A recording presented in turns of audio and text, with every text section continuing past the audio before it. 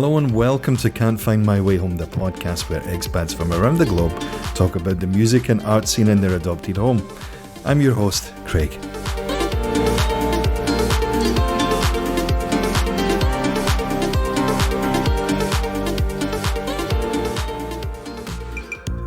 In this episode of Can't Find My Way Home, we take a look at one of the live music landmarks in Seoul, South Korea, Woodstock in Itaewon.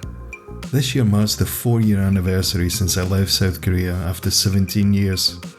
Quite a stretch, you could say. The last gig I played, just a couple of days before heading back to Scotland, was at Woodstock with my band, Sticky Fingers. True to form, Tom, Mike, Jeff, Josh and I started at 11 p.m, and played on into the wee hours. A bunch of friends swung by and watched the show, then we drank some more, long into the night. It was a great, memorable way to leave the country I'd called home for so long. Loud music, friends, beer, great banter, late nights, then the long walk home with my cymbal bag, snare drum and backpack full of sweaty t-shirts, towels and a myriad of other things that only drummers would appreciate. I played at Woodstock countless times over the years and forever cursed the increasing layer upon layer of duct tape on those once fantastic sounding drums. But that was part of the deal. Bandmates and I would often stay late after shows, air drum to Guns N' Roses or Van Halen, Black Sabbath, or just whatever random stuff was on the sound system. Drinking brandy shots with Mr. Wu. Oh, you'd get into conversation with all sorts of people from all over the world, talking about music, drums, or why Alex Van Halen's such an underrated drummer. There was always something going down. Anyway, I digress. Sadly, Mr. Wu passed away in April 2019, and more recently the building has also been torn down. Itaewon and the music scene in Seoul is a lesser place for it. This episode is a collection of clips, interviews and written contributions from numerous friends and fellow musicians who had also played at Woodstock over the years.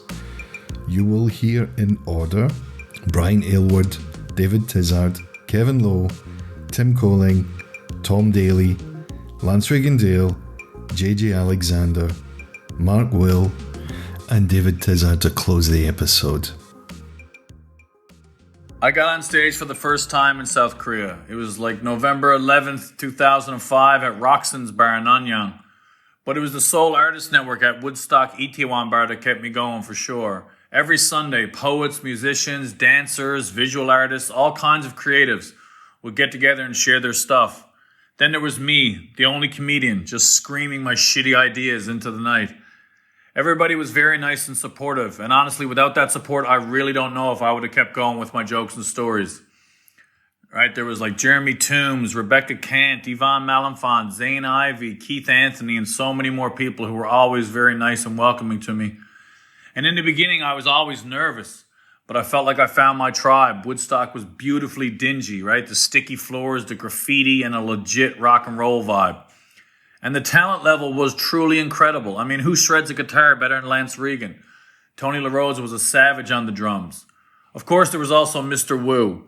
To me, Mr. Wu was a mysterious pool hustler who was too cool for any of us. Here's a quick Mr. Wu story. Woodstock was on the 3rd floor. There was a stinky public bathroom on the 2nd floor. I went to use the bathroom and the sink was full of puke. Absolutely full of puke. Rock and roll, baby. I went upstairs and I told Mr. Wu. He came back downstairs with me and without hesitation put his arm down into the sink and unclogged all the puke. Then he went back upstairs.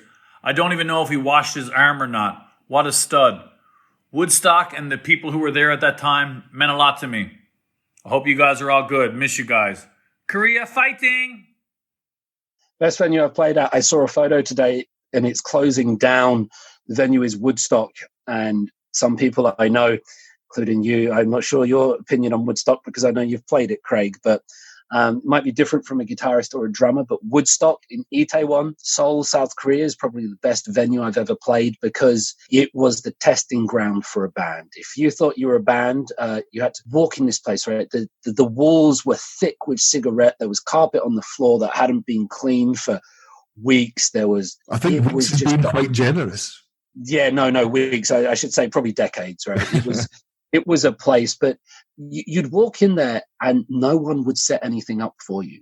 You had to go in there and handle everything. And if you could do that, and if you could rock Woodstock, you got free beers and drinks, whatever you wanted all night. You got a handful of cash, and you got the respect of a certain community to be able to play that place. Because I saw many bands go in there and they couldn't do it, you know. So it is a hard place. So for me, Woodstock in Itaewon, it was a testing ground. I love and respect Mr. Wu, sadly passed away. But yeah, that's going. So definitely, that was an end of an era. Definitely. I wrote a tribute for him in the newspaper when he passed away, and I got messages from all over the world, people that had left Seoul and said, you know, that was a nice message. So he touched a lot of people. So Mr. Wu's Woodstock, best venue. Excellent, great choice. Good evening, Craig and podcast listeners. This is Kevin from You Are Soul, taking a trip down memory lane with you all and talking about the mighty Woodstock and the even mightier Mr. Wu. Thank you for asking me to contribute and to give my thoughts. I'm speaking on behalf of myself and the other guys in the band, but I think I can speak for them and say that some of the absolute best memories and nights that we had as a band were in Woodstock. Mr. Wu absolutely made us feel right at home there. Obviously, we were all very sorry to hear of his passing a while back. Absolutely the end of an era, and I understand the bar may be no more as well. So really important to kind of document our time there and get thoughts from other contributors as well. We kind of started out there back in 2007 when we started out as a band, and Woodstock was on a regular rotation right through until we quit Korea, more or less 2010. Every gig an absolute blast. I think my personal abiding memory, I think I may have mentioned it to you in the podcast when we spoke last year, was the, as a guitar player, the rig that was set up for us there. When you play in Korea, the places generously have guitar amplifiers for the guitar players to use, which is fantastic. You don't have to carry around a lot of stuff. But by and large, the amplifiers that you were greeted with had, you know, they were like rocket ships. They had like a million buttons and knobs and flashing lights and things. But when you played in Woodstock, you had a beautiful Lanny head with like 3 buttons and 2 knobs straight into the cab, and I tell you, the sound we got out of that thing was, you know, wondrous, thunderous rocking sound that we got out of that. Kind of sticks in my head a little bit. Anyway, thanks again for asking me to contribute. I'm really looking forward to hearing from other guys speaking about their memories and thinking about a really important time and a really important place. And yeah, thanks again. Bye. My name is Tim Coling, a saxophonist from Chicago. And if you happen to be at Woodstock in Seoul in 2010, you knew me as motherfucking TK, the frontman and saxophonist for the funk group Mos Eisley. A fateful Facebook message from Dave Nickel, the guitar player for Mos Eisley, brought me to Woodstock. I had spent the first 6 months of my time in South Korea avoiding Itaewon like the plague, and the first time I set foot into Woodstock was also the first time I played there.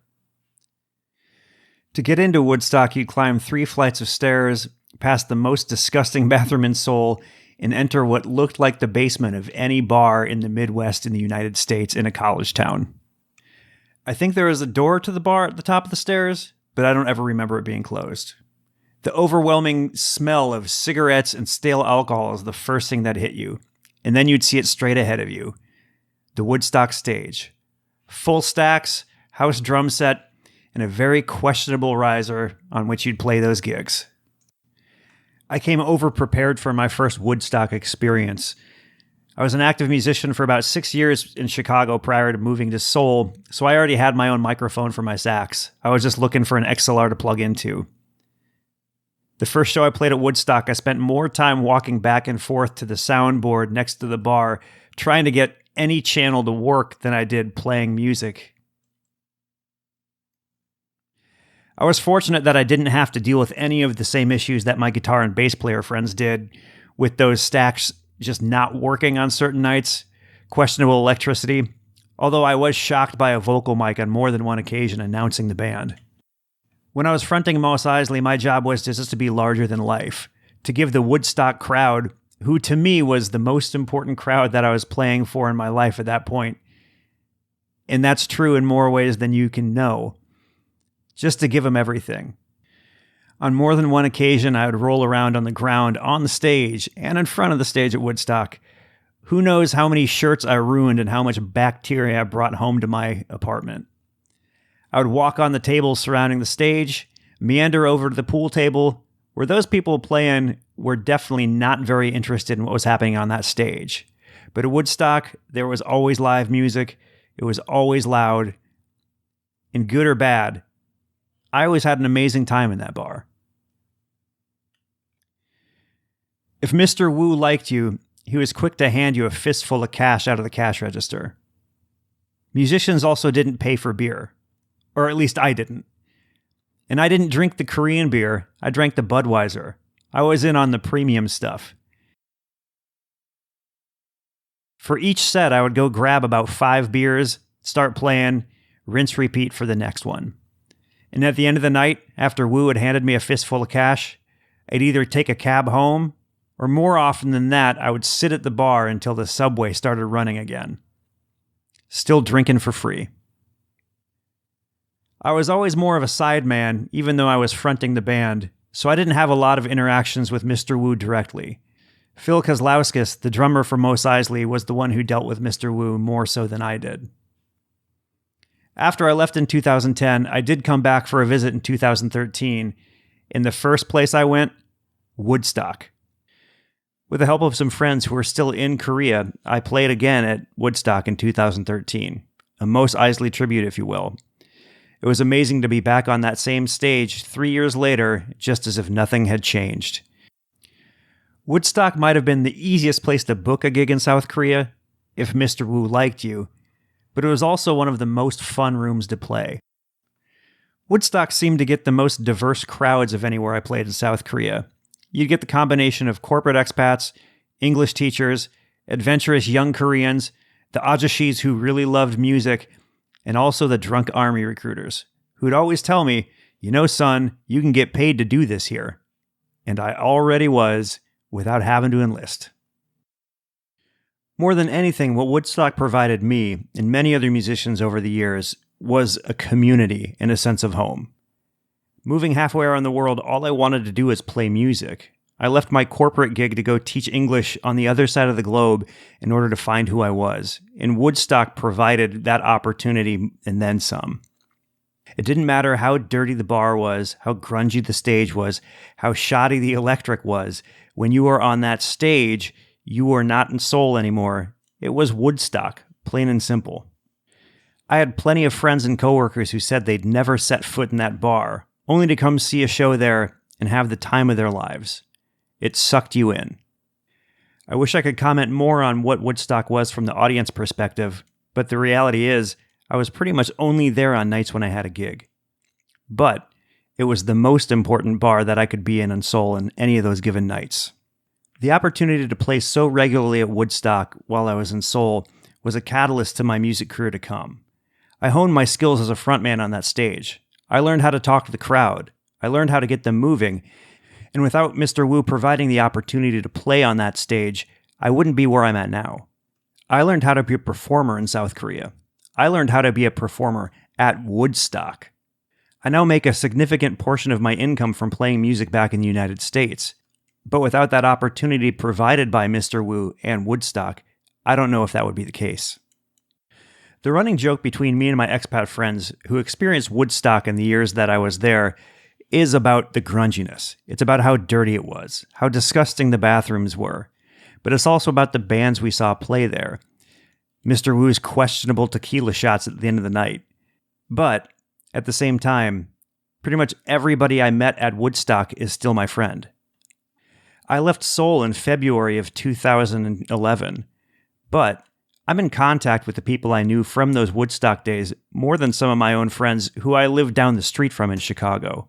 Woodstock provided a community unto itself, a world unto itself in that metropolitan city of Seoul. I loved it, and I only have amazing memories from being there. Good or bad, whether it was no soap in the bathroom, dealing with smell, having to walk up those stairs, or fall down those stairs at the end of a particularly long night. The girls I met there, the bands I saw there, the drinks I had there, the gigs I played there, all play a massive part of my Seoul experience and memories. I loved Woodstock. I loved Mr. Wu. And believe it or not, it's more fun to play than the House of Blues in Chicago. I wish I could go back to play on that stage one more time, fall in the hole in the middle of the stage, deal with that janky soundboard, because all of those experiences were purely Seoul, purely Woodstock. Best venue you've played at, Tom, of which there are many. Of which there are many, yes. I'd be remiss if I didn't say the 99 Bar, the TNT Bar, which are the two names of the venues that my wife and I owned and ran. She owned them. I was actually just music, cleanup, maintenance, and the occasional eye candy. Well, maybe don't sell yourself short, Don't sell yourself short. Right? You're a tremendous slouch. Let me see. I had a great time playing. I'll just say, for nostalgic purposes, I'll say Woodstock, only because it was a dive on the third floor. Terrible equipment, but the vibe when you got on stage playing there was great. Plus the free drinks afterwards, didn't hurt either. There was some great banter in there as well, Yes. And that hole in the stage as well. Luckily, I didn't have to deal with the hole in the stage. I think that was more at your end. There were a number of occasions over the last few years where, that people went to him. I was part of it one time. Another said, "Look, let's come in here and just let us clean the stage off. Just take all the crap out, like the chair or whatever, And he punched me in the chest so hard. He called me an MF right there. Just he was laughing, and just gave me a shot at 151. That was a cool venue. Definitely. I was playing in hotel bands, and the only reason I stumbled across Woodstock was the bass player in that hotel band had discovered this Itaewon town. Right. Because up at the Hyatt Hotel, you're living near there. You don't really know where anything is. When you first come to this country, you have no idea. And I had no idea there was a whole bunch of like wild and crazy places to get drunk down there.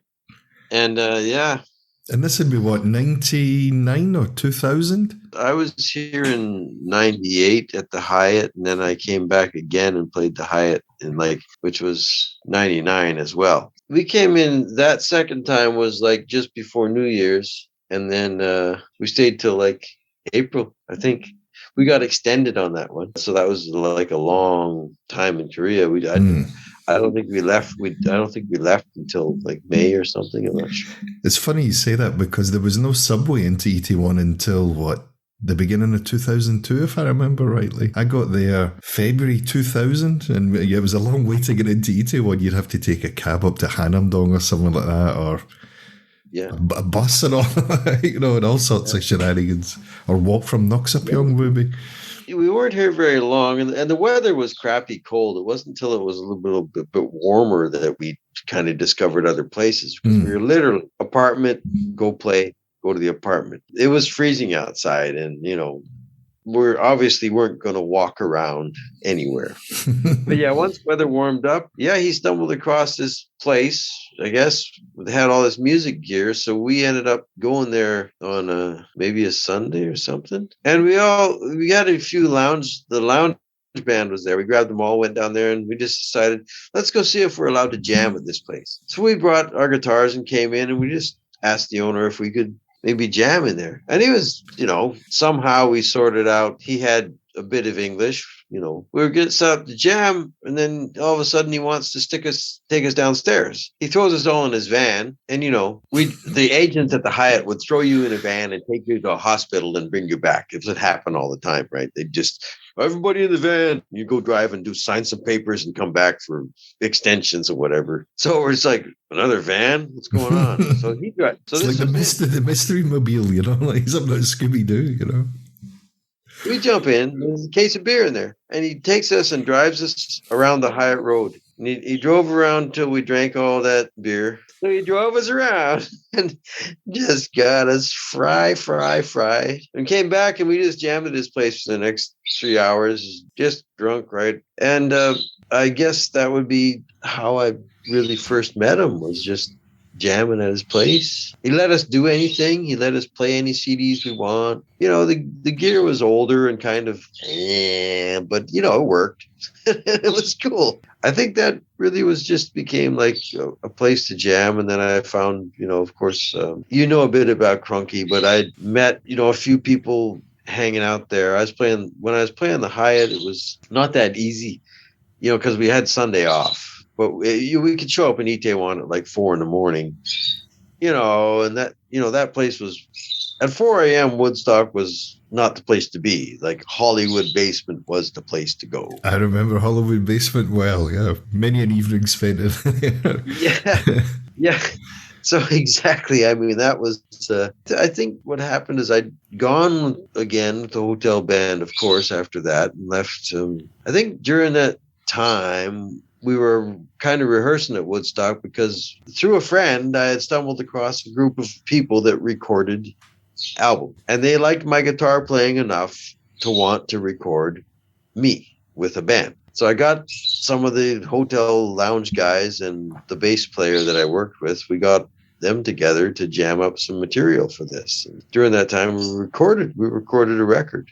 And when I left to play, I went back to Canada, and I played Thailand and India. But at that time, the Korean company had put out that record. And that Hyatt band had a major personnel implosion, which means everybody starts fighting, and then you got to go find a new band.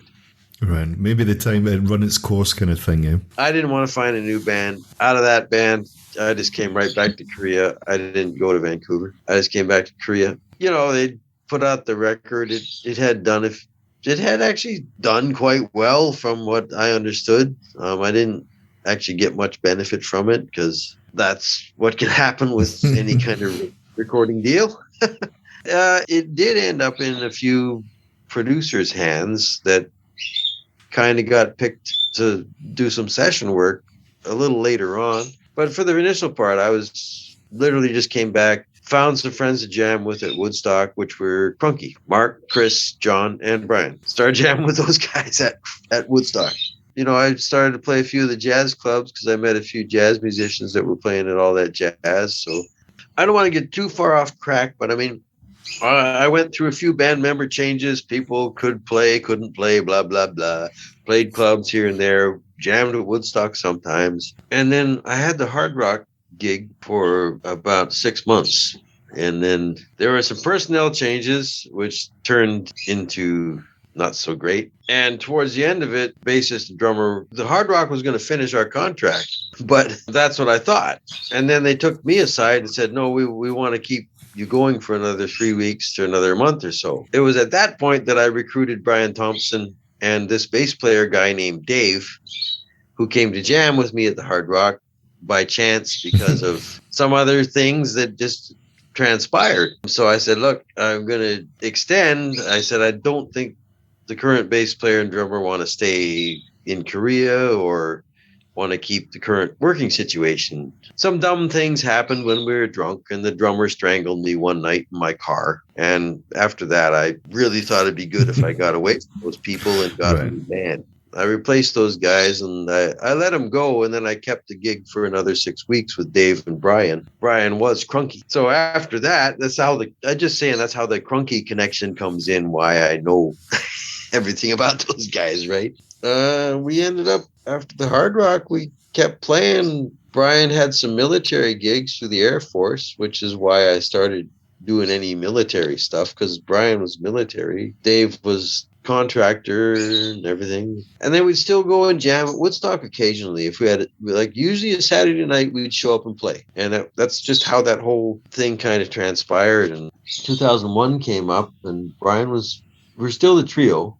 And we're having a good time. I still did some jazz gigs, some of the jazz clubs, because I played with some guys. And then we were just kind of, if we had a gig somewhere else, we'd go play military Saturday afternoon, but we'd be at Woodstock Friday, Saturday, jamming and playing. Like, it was kind of became, our thing. That was a bit like home base then, huh? I think so. It started to be that. And then I remember again, the Hard Rock hired us back again, because every time they'd screw up with their agency for their Philippine or Indonesian bands, they'd get in a fight and drop everything. So they'd hire my band to fill in while they found a new agent. I mean, and we were fine. It wasn't like we were playing crap. I kept it current. We were playing a good number of the hits for the day. And, trio rock and roll, right? Koreans always love Smoke on the Water, I mean, who doesn't, lads? Yeah, well, depends how many times you've played it, I suppose. I remember that. And when I did that, though, it pissed off Mr. Wu. He was all upset, and he threw up his hands that night. So we were gone for a while, and it's like didn't look like we'd really be welcome back there again. But once the Hard Rock ended, Dave and I went down, and we just talked to him, and it's the same as always. Once we explained it to him and talked to him, and he understood, he looks at it and goes, "Okay, Saturday," and that was it. That was right back to normal after that. Yeah, it was around that time that World Cup was coming up, and I was doing some K-pop sessions. I'd worked with the Juju Club and a few other groups and Finkel, and then I ended up being friends with Boa's manager because he used to get drunk and watch us play at Woodstock. So he hired us to be Boa's band, and that was like right around World Cup when her first single was going to drop, and it just went like ballistic. So all this happened, and then Wu put us on 6 nights a week at Woodstock because he wanted to gather the World Cup business, which never really happened. But that started the 6 nights a week house gig right there, 2002. And that was a crazy year. So we played 6 nights at Woodstock. Every Friday, we were playing military gig from 5 p.m. to 9 p.m. And then we'd pack that up and come back to Woodstock like for 11 p.m. show. So Friday was the only weird day. But every other day was 10 o'clock, we start rocking. Crack the first OB at 9. That was the run from, like I said, it was 2002 to like right to the end of 2005. We were 6 nights a week at Woodstock. And then I ran that open mic 2 times a month. So I was there 7 nights a week sometimes. That's crazy. Looking back, right, it's the things you do. You think 7 days a week, really was I doing that? Yeah. I know that you've mentioned that, but that is the funny thing. When I'm talking to you and I think about that, I'm like, holy crap, I was literally down in like a 6-pack or more a night all the time. Yeah, I mean, it's just par for the course, right? You remember those tall, big... Yeah, the tall, the glass ones, right? Yeah. And in that first 2002 year, a lot transpired. Like I said, because I did that album recording in 1999, I used to use it as a demo, and I passed it off to Boa's manager, and he passed it off to a whole pile of people. And pretty soon I was playing guitar for just about everybody in SM Entertainment. It was so bizarre how all this happened. Like, we'd play at this sleazy dump all the time, and yet in the daytime I would be either in recording studios or television studios 3 days a week working on stuff, and I'm half drunk out of my mind the whole time. But yeah, friends in powerful places, and they just liked what I did. Exactly, man. Yeah, it's kind of bizarre when I look at it. I think I was 30, that energy was still there too, that excitement, that energy. Like, you're 30, you can just magically, you got the energy. Right. But nowadays it's like, oh, let me get up and move my back and hey. It's a bit more heavy lifting involved these days, I think, you know. I think we're of a similar vintage, lad, so I think we can appreciate these things.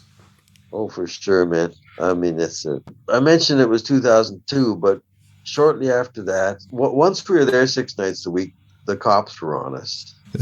Right. Yeah. But yeah, funny.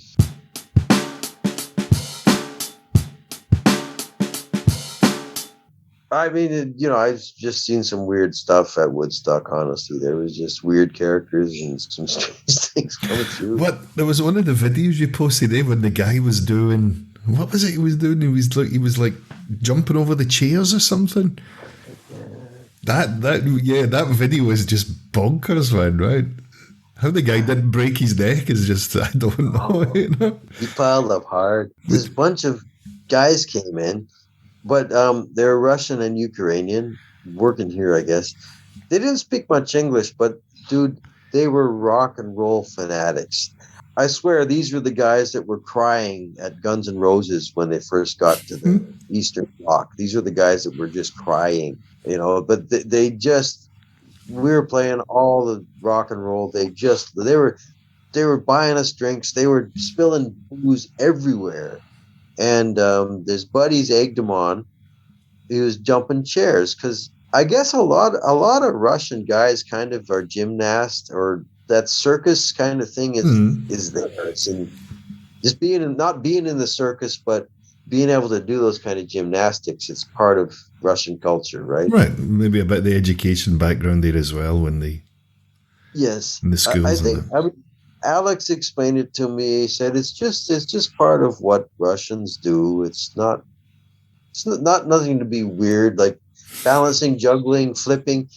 It's part of Russian upbringing. So there's this guy. He jumped a small item. He is being egged on by his friends. So then they put down a table, and he basically dives, does a flip, and lands on his feet. That's the gag. So he does a few successful ones, and of course, more shots, right? and in between, right? When the guy first showed up there, he stood in center stage right beside me and did a backflip right in front of me, right on the Woodstock stage. And we were all just like, holy crap, what's this dude on? And he runs up to the bar, then they all shot. And then it starts. So then they got him to jump the sofa. Then the sofa wasn't good enough. Let's put a table on the sofa. It goes on and on.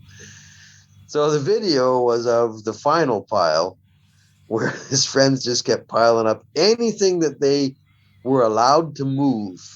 And he just did that face plant right. He's just... Yeah, it's going to hurt the next morning, that's for sure. He had the leg of the chair imprinted on his forehead.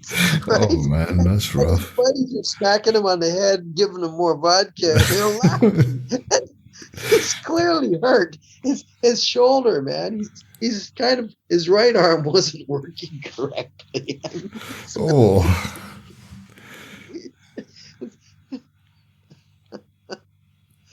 Yeah.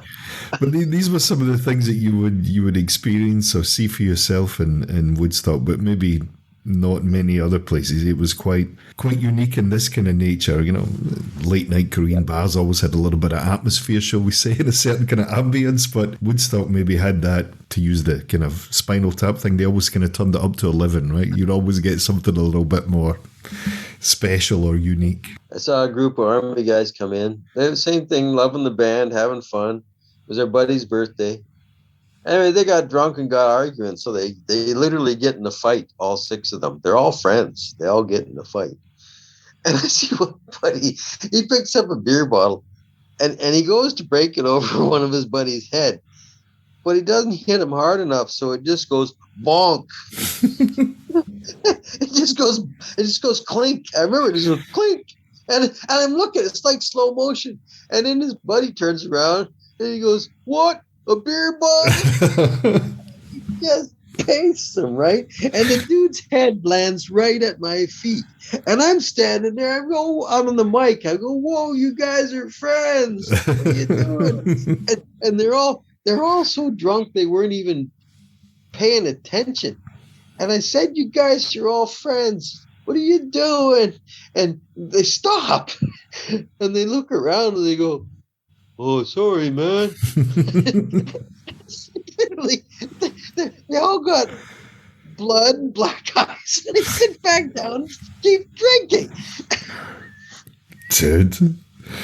Yeah, I mean... And how many years did you play there? I mean, yeah, I can imagine, man. Maybe it's when you didn't see nights like this, you think, oh, it's quite quiet tonight, you know? You become immune to it, you know? Yeah, there was some things you just did was I remember once I had my hair, I had it tied up, but it was tied up samurai style. Mm-hmm. And so I was just doing all that. There were always friends there. I could talk to them and make jokes. I mean, it's just stuff we did. But I was just making a joke that I was dressed up like it was samurai night, right? There were 3 drunk Korean guys right at the back entrance wall. You know that back entrance wall? Mm.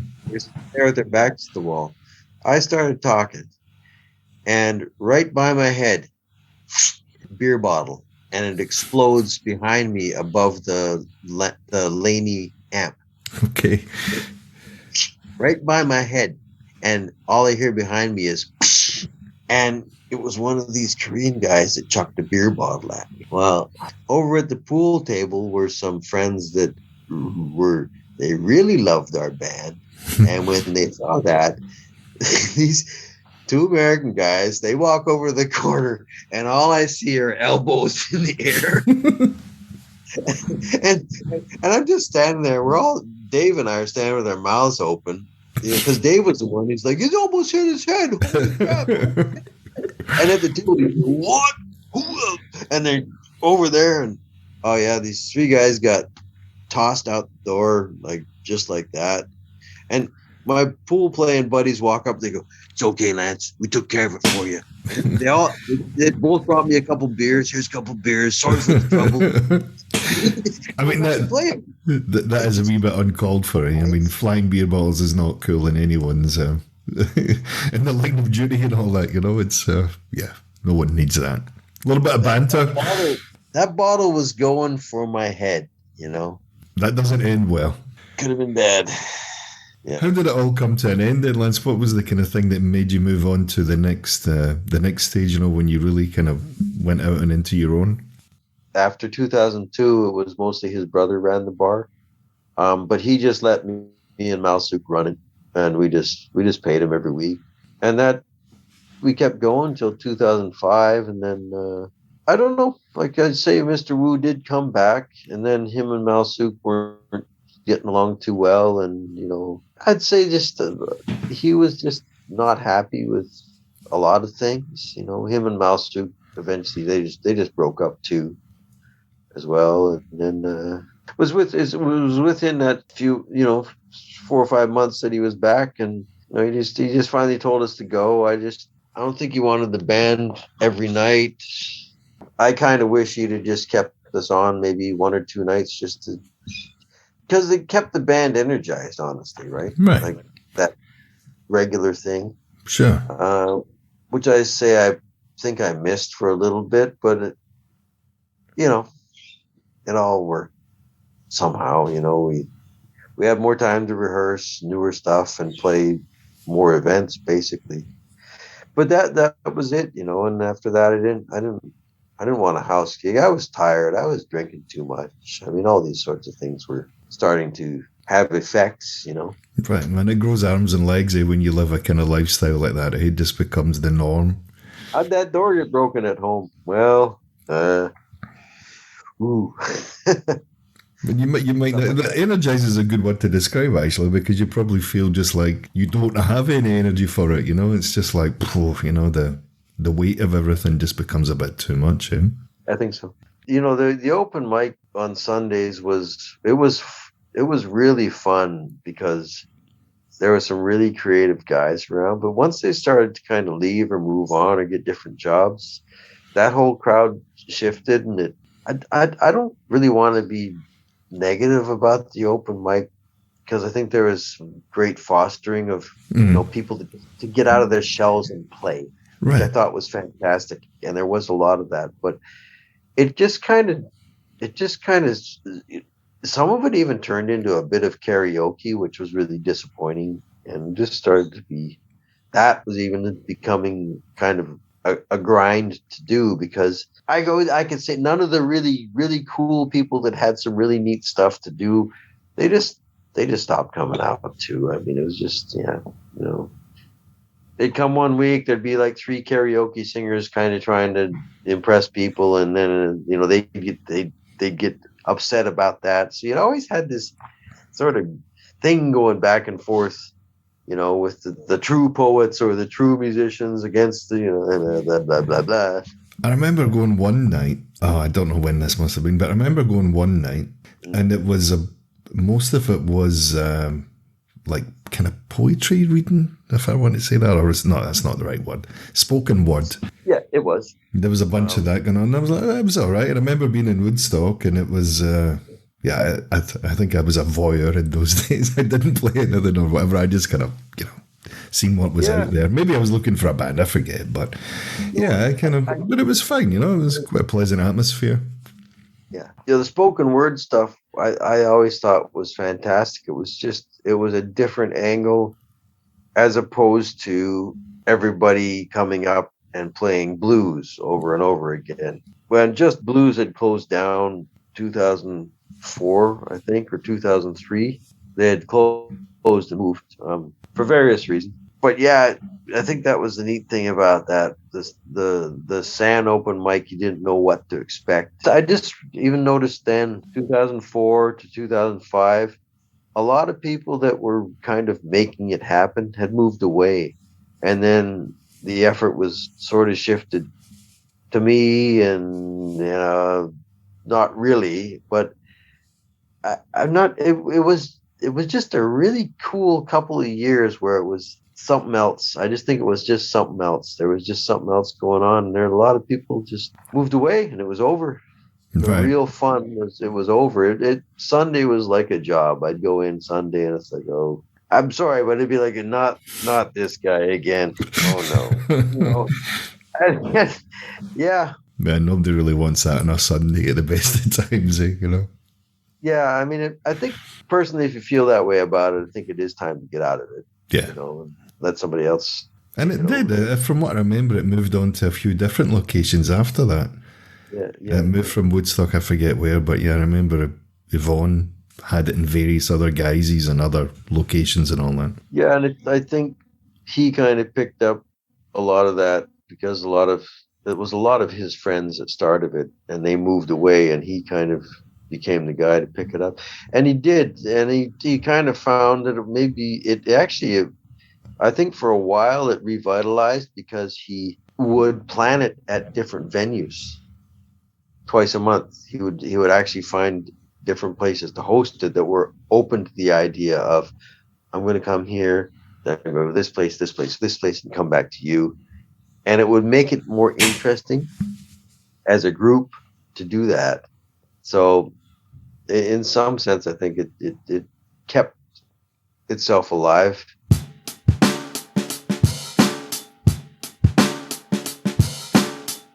I mean, it was really nice to talk to you. I'm glad we did this.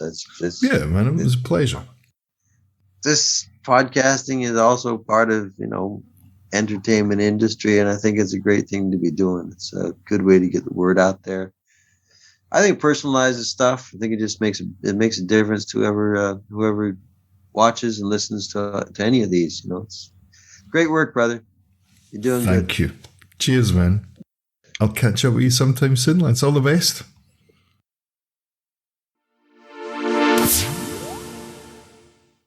Woo Style by J.J. Alexander. Woodstock in '81 was one of the first places I went to when I arrived in South Korea. Within about a week, I found myself at the Woodstock bar on a weeknight, Tuesday I think it was, having a drink at the bar with my friends. There was either no one there besides us, or maybe one or two other people. My friend had been there a bunch of times, so was familiar with the place, and knew Mr. Wu a little. Well enough to know he'd let us get on stage and play some music, if you can call it that, even though he had never met me before. After a few drinks, I think I borrowed one of the guitars that Mr. Wu had lying around, plugged in, and my friend grabbed a mic and we hashed out some old stuff we used to play back in the day to an empty venue. Little did I know Woodstock would be a major part of my life over the next 2 years. In my little world, it was one of the foundations of the music scene in Seoul, the other being stompers. Why? A few reasons. Number 1. Mr. Wu was one of the few club owners that would pay you cash if you played there, depending on how big the crowd was, and assuming your band didn't suck.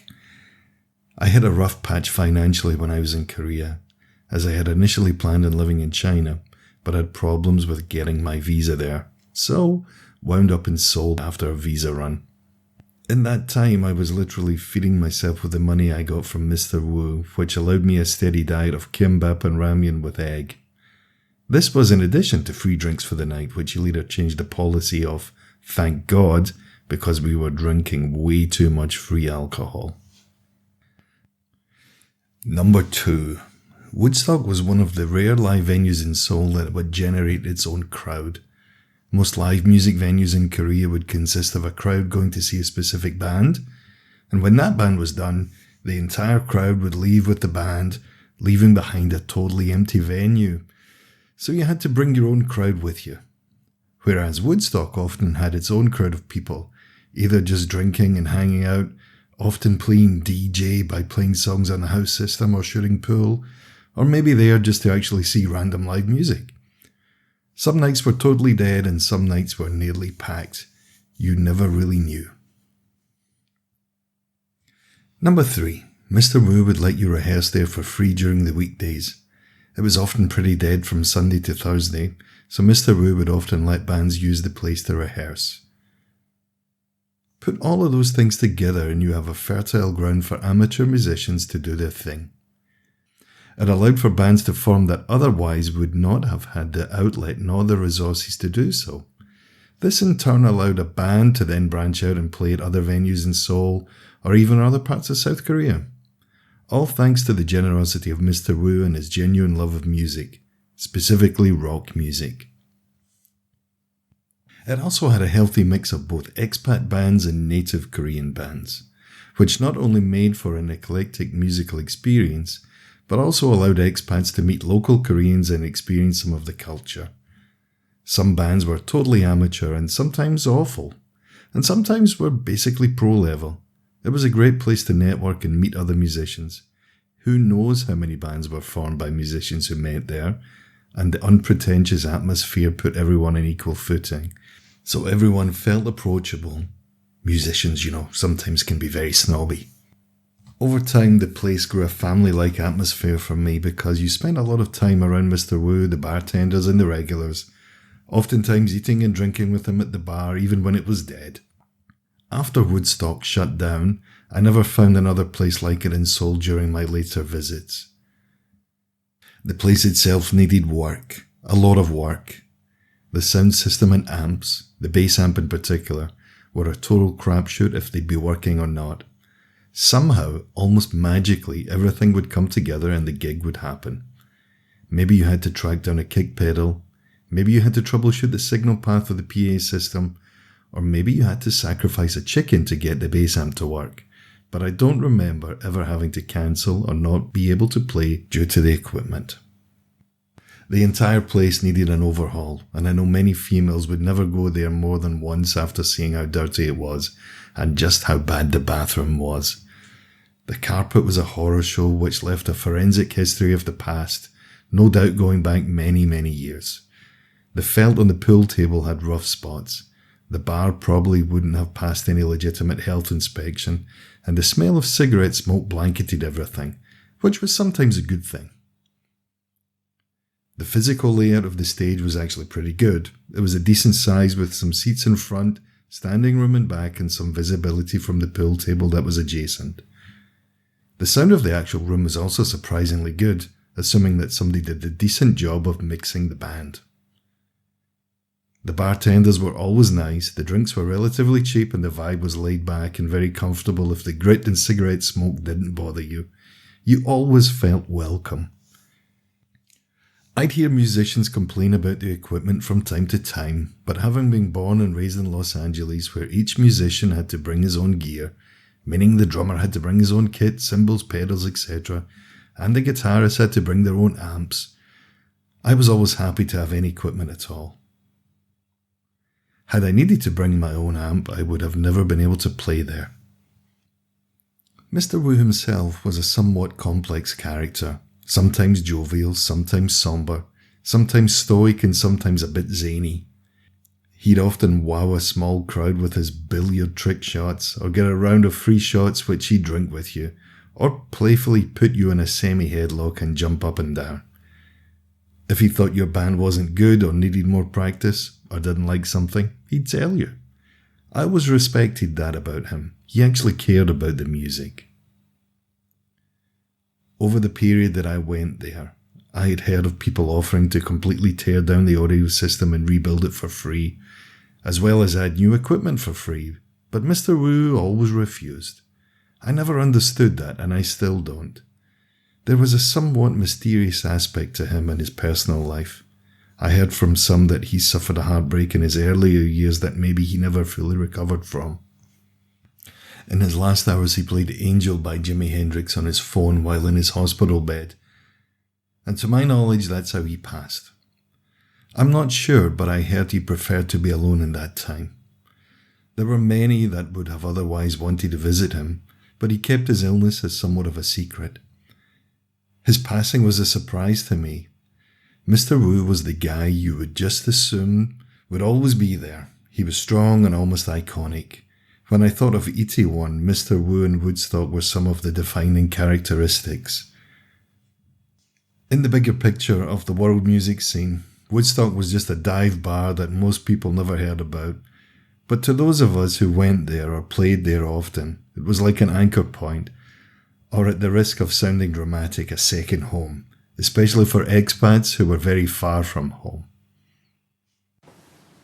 I lived in Korea from 2005 to 2010, but I didn't spend a lot of time at Woodstock until 2009 when I started playing gigs in Itaewon with various bands. So my memory of Woodstock is associated with the late Joe Hagel, in whose band Joe Hagel and the Morning Calm I played guitar and sang backup vocals. One hot summer night on stage at Woodstock, the band was having an especially good set, and during the finale, Desperate Man, a song which in retrospect was probably more autobiographical than any of us realized at the time, someone shouted out, "Joe Hagel and the Morning Calm? More like Joe Hagel and the Morning Fury." We took that to be a nice compliment, or at least an acknowledgement of the energy we were bringing to our performance. So although I have nothing but praise for Mr. Wu, who was always very nice to us and always generous to us and all the other musicians who played at his venue, I hope my Woodstock memory may also serve as a kind of tribute to Joe. Despite our disagreements and conflicts, he was my friend, and his dedication to the craft of songwriting was an inspiration to me and many others. I'm still shocked that he's no longer with us. One of my overriding memories of Mr. Wu is that he literally didn't care who you were, what you looked like, how old you were, what color skin you had, as long as you could rock. That was it. We were playing in Seoul and around Korea at a time where some venue owners were trying to give you half a beer coupon and counting how many people you brought through the door, and other venues, the only thing that mattered was if you had a Ramones tattoo or could play 3-chord songs and this thing. There was a lot of selective attitudes.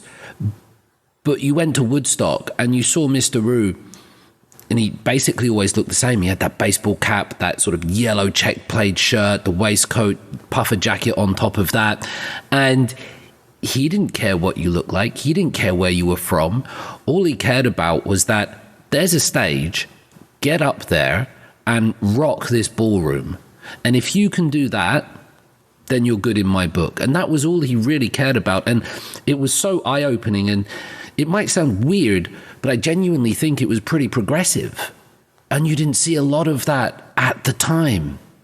That was Mr. U.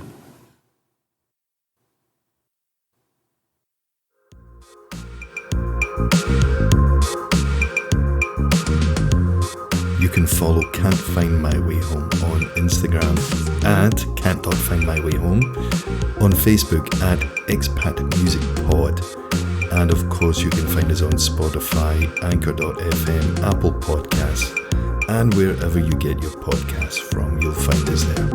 Until the next one, this is Craig saying cheers.